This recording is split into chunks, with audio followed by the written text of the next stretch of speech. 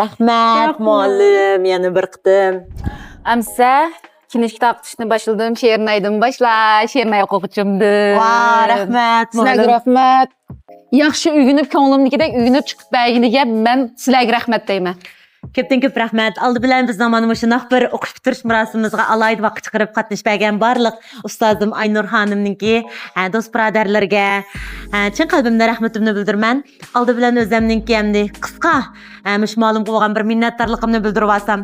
Men muallim bilan taxminan bir 20 yildan oldin tanishgan. Shu chaqda men tunji qitim kirim qilib qo'ygan vaqti.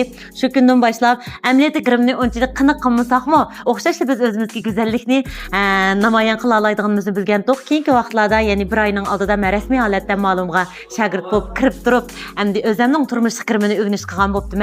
Bu jarayonda aslida nurg'unlagan cho'qim mushtaq qilish kerak, cho'qim mushtaq qiniq qilish kerak deb aslida o'zimning chiroyining qiniqligiga baxmay yana buni qiniq qilib, chiroyli bo'lma deb set bo'lishdek bir turkum ishlardan keyin ma'lumniki nayt yaxshi tarbiyalashi ham shunaqla nayt tushunishlik o'tish orqali hamda hozirgidek yomon emas. Hech bo'lmaganda faqat mushtaq bir so'rinlar emas, balki teshikka ottopladimi o'zim rozi bo'lgandek bir holatdagi obrazni hazırlay olganimdan shunaq minnatdor bo'ldim.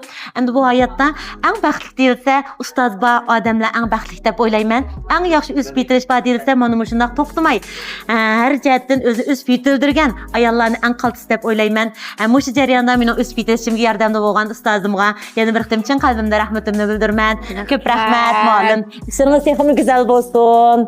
Sizlarga rahmat. Shunaqla bundan keyin atrofimizga mana shunaq o'ziga yarashimli bo'lgan kirimlarni o'rganish orzusi bor bo'lsin va yoki eng yangi uslubdagi yevropacha kirim qilishni o'rganishni orzusi bor barliq xonim qizlarning oldin tanlashiniki meniki ustozim Aynur xonim bo'lishiga yana bir qitim chin qalbimdan tilakdoshman. Rahmat.